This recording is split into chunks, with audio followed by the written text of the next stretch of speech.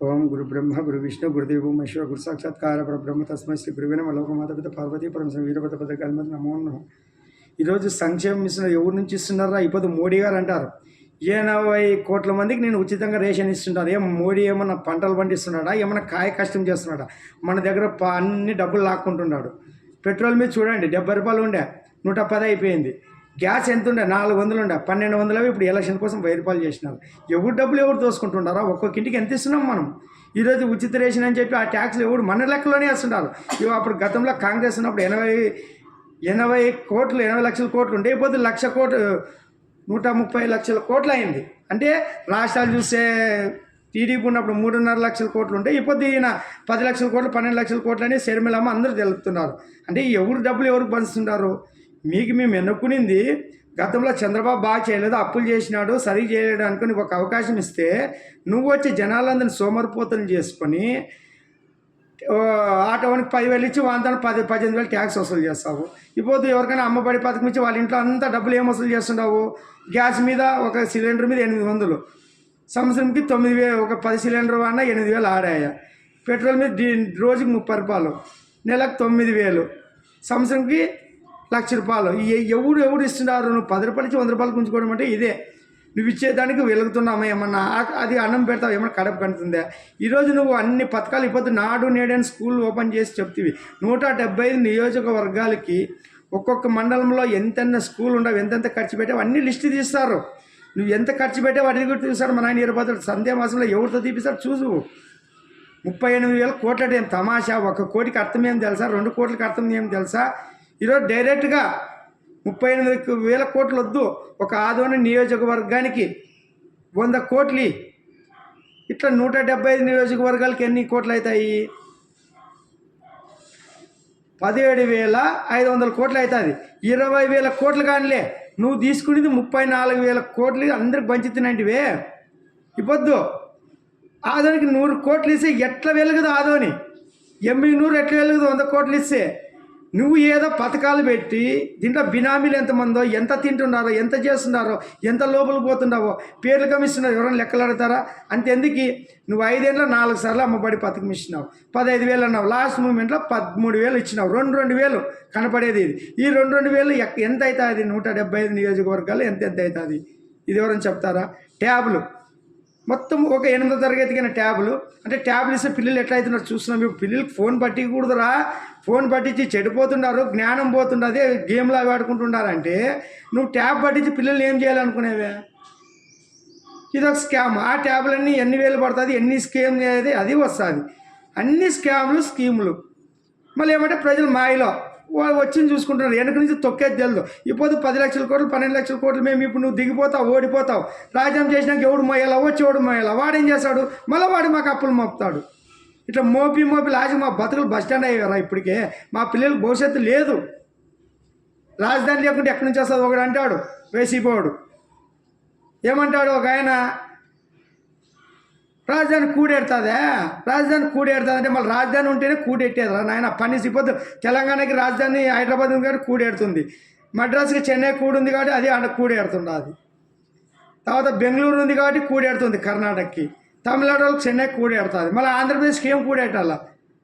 ఈడ అడుక్కొని తినాలా మనము?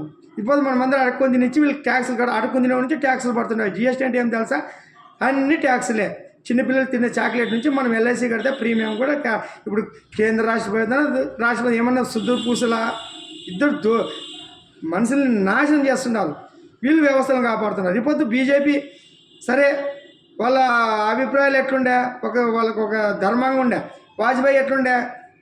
ఒక్క ఓటుతోనే దిగిపోయాను. ఆ ఒక్కటి కొనేది ఎంతసేపు? ఒక మంత్రి పదవి ఇస్తారు, ఒక ఎంపీ. అది రాజకీయం. ఆటి వరకు బాగుండే. ఇప్పుడు ఉండేవాళ్ళు రాష్ట్రాలను ఏ పార్టీ బలంగా ఉండకూడదు, మేమే రావాలా, మొత్తం రాష్ట్రాలని మేమే పాలించాలా, డబుల్ ఇంజిన్ అని వాళ్ళు చిచ్చులు పెట్టుకుంటా కేసులు బెదిరించుకుంటూ చూస్తున్నాం. ఇదే రామరాజ్యము. హిందూ బంధువులందరూ తెలుసుకోండి. మీరు అనుకుంటున్నారేమో కాంగ్రెస్ని తొక్కేకి ఇదే సరైన మార్గం, తప్పదు మేము సపోర్ట్ చేస్తున్నామంటే ఇప్పుడు వచ్చేది మన ఆయన వీరభద్రుడు వీరభోగ వసంతరాయలా వచ్చి దిశానిర్దేశంతో సీతారామరాజ్యం ఎట్లా చూపిస్తాను. బీజేపీ పార్టీని కాపాడుకుంటాం, బీజేపీ పార్టీ వస్తుంది. కానీ మంత్రి ఎవరు అవుతారో ప్రధానమంత్రి అవుతారో తెలియదు. మన ఆయనకి ఎరక, మన ఆయన శివునాజ్ఞ లేని చీమని కూడా తెలుసు కదా. సాక్షాత్ ఆ శివుడు వచ్చి పాలిస్తేనే ఇదంతా గందరగోళం తగ్గుతుంది. ఎందుకంటే గతి తప్పిన యువకులు, లివింగ్ రిలేషన్లు, అక్రమ సంబంధాలు, మన దేశంలో ఉండే మనకి వెన్నుపోట్లు పొడుచుకుంటే దేశద్రోహులు ఉండే వాళ్ళకి ఈ రాజకీయ నాయకులు బాగా స్కీములతో స్కాములు చేసి దోసుకోవడానికి ఎవడు ఇష్టమైనట్టు వ్యవస్థ నాశనం. ఉదాహరణకి తెలంగాణ ఎంత సర్వనాశనం చేసినాడు కేసీఆర్ చెప్పండి. ఒకప్పుడు చౌక్ ధర్నా చౌక్ని ఎత్తేసి ఇప్పుడు ఆయన ధర్నా కూర్చున్న కవితకి గడియల పాలన అన్నీ పెట్టింటే ఇప్పుడు ధర్నా అంతా తీసి ప్రజాపాలన చేసినారు. రేవంత్ రెడ్డి ఏమి ఇచ్చారంటే ఏమి ఇవ్వాలా, ప్రజలకు స్వేచ్ఛ ఇవ్వాలా, నాయకులతో మాట్లాడే స్వేచ్ఛ ఇవ్వాలా, ముఖ్యమంత్రితో ముఖాముఖి మాట్లాడి సమస్యలు పరిష్కారం చేసే చేయాలి. అది ఆయన మొదలు పెట్టినాడు. ఆయన అంతా కసవంతా దండి వేసిపోయినాడు. అవన్నీ క్లీన్ చేయాలి కదా. మొత్తం అప్పులు కుప్పు చేసిపోయినాడు అటువంటి రాష్ట్రంకి. ఇప్పుడు మన నెక్స్ట్ మన దొర అయిపోయింది. ఇప్పుడు మన పెట్టుబడిదారుడు భారీ పెట్టుబడిదారుడు అయినా సిమెంట్ ఫ్యాక్టరీ అయితేనేమి, సాక్షి పత్రిక, ఎన్నో బినామీ కంపెనీలు అన్నీ దాదాపు అంత మన గతంలో మన మాజీ ముఖ్యమంత్రి గారు రాజశేఖర రెడ్డి గారు ఆయంలో వచ్చినవన్నీ అప్పట్లో ఆయన మన చంద్రబాబు గారు అందించిన ఫలాల్ని ఇట్లా చెట్లు తెంపి మీకింత పంచుకుంటా, కష్టపడిందేం లేదు. వచ్చిన ఫలాలను అందించుకుంటా, మాట తప్పుడు మడం తిప్పుడు అనుకుంటా, జలయజ్ఞం అనుకుంటా ధనయజ్ఞమై ఈరోజు మళ్ళీ ఆయన కొడుకు వచ్చినాక ఏ విధంగా పరిస్థితులు వచ్చినాయి, ఎన్ని లక్షల కోట్ల అప్పు అయింది. ఈరోజు అన్నీ కనపడిన కలెక్టరేట్లని, గవర్నమెంట్ ఎక్కడెక్కడ భూముల్ని, లాస్ట్కి అమరావతి అసెంబ్లీని కూడా ఒత్తిపెట్టినాడు 350 కోట్లు. ఇంకా అర్థం చేసుకోవాలి మన సిగ్గు ఆత్మగౌరవం ఎక్కడ పోయింది. ఒకప్పుడు ఢిల్లీ గడ్డి మీద ఎన్టీ రామారావు గారు మన గౌరవాన్ని నిలబెడితే మన ఢిల్లీ దగ్గర పోయి తల వంచి నాకు 25 సీట్లు ఇస్తే మొత్తము ఢిల్లీ మెడల్ వంచి ప్రత్యేక హోదా చేస్తున్న మన నాయకుడు, మన యువ నాయకుడు, ముసలాయన అనుకుంటే చంద్రబాబుతో పోటీ పడుతున్న యువ నాయకుడు, 50 ఏళ్ళు దాటినా ఇంకా యువ నాయకుడు, నన్ను యువకుడు, ఇంకా చిన్న వయసు అనుకుంటా జనాలకి మాయ చేసుకుంటా ఓ పావలా పంచి ముక్కలు జోలు వేసుకొని అన్ని వ్యవస్థలను కంట్రోల్ చేసుకొని ఇసుక మాఫియా అయితేనేమి, లిక్కర్ స్కామ్ అయితేనేమి అన్నింటినీ గుప్పిట్లే తీసుకొని, ఎర్రచందనం అయితేనేమి అన్ని వ్యవస్థలు తీసుకొని ఈరోజు ఏ వ్యవస్థలు పనిచేస్తున్నాయి ఎవరైనా మాట్లాడగలరా?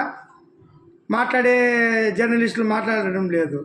సోకాళ్ళు జర్నలిజం చేసే వాళ్ళంతా నోరు మూసుకొని కూర్చున్నారా? ఎంతసేపున్నా చంద్రబాబు అయిపోయి ఏళ్ళు. చంద్రబాబు ఎందుకంటే రాజ్యాంగాన్ని అమలు పరిచి ఆయన రాజ్యాంగం ప్రకారం నేర్చుకున్నాడు కాబట్టి తిట్లు ఆయనకి, ధర్నాలు చేసేది ఆయనకి, అన్నీ ఆయనకి. ఇన్ని అంత ఎందుకంటే ఎవరన్నా దేవులతో పోయి కొట్లాడతారు, హిందువులతో పోయి కొట్లాడతారు, రావణాసురుడితో పోయి కొట్లాడతారు, అయ్యేస్తాడు రావణాసురుడు. అట్లా దానవ రూపంలో ఉండే ఈ జగన్ గారు ఎవరైనా కొట్లాడతారా?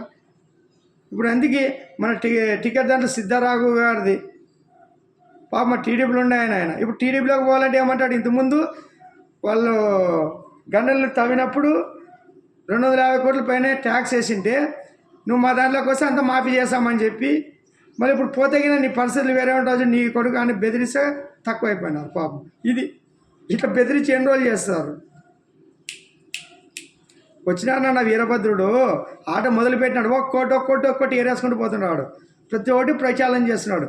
కేంద్రం ఏం కాపాడుతుంది, ఈ వ్యవస్థలు ఏం కాపాడుతాయి, మనకి వీరభద్రుడు కాపాడుతాడు. ఆ సాక్షాత్ ఆ పరమశివుడే.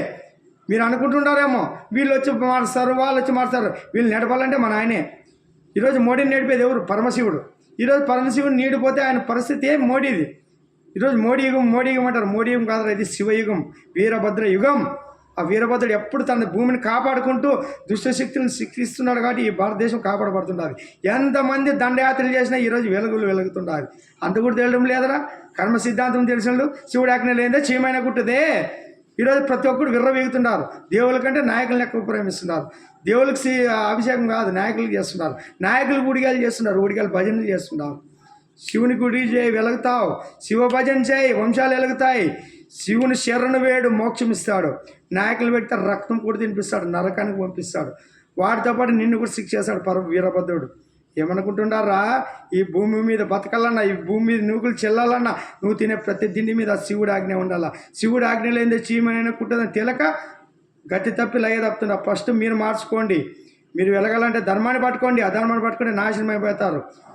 చూస్తున్నావు కదా, విమాన ప్రమాదాలైనా ఈ రైలు ప్రమాదాలైనా యాక్సిడెంట్లని ఎందుకు కర్మలు పట్టుకునే అట్లా బలి చేస్తుంటాడు మన. ఏది ప్రతి ఒక్క చావుకు కారణం ఉంటుంది.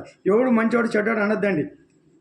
రా రాజీవ్ గాంధీ గారు దుర్మరణం పాలైన, రాజశేఖర రెడ్డి గారు హెలికాప్టర్ ప్రమాదాలు చనిపోవాలన్నా, ఈ ఒకలా చంద్రబాబు గారు అలిపిరిలో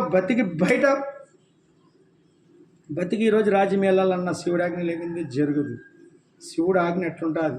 ఈరోజు మోడీ గారు 3 సార్లు గుజరాత్కై 2 సార్లు పాలన చేసి ప్రధానికి ఇప్పుడు 3వసారి కూడా అడుగులు వేస్తుంటే శివుడి ఆజ్ఞ లేనిది అవుతుందా? ఆయనకి ఎంత థ్రెడ్ ఉంది మోడీకి తెలుసు కదా.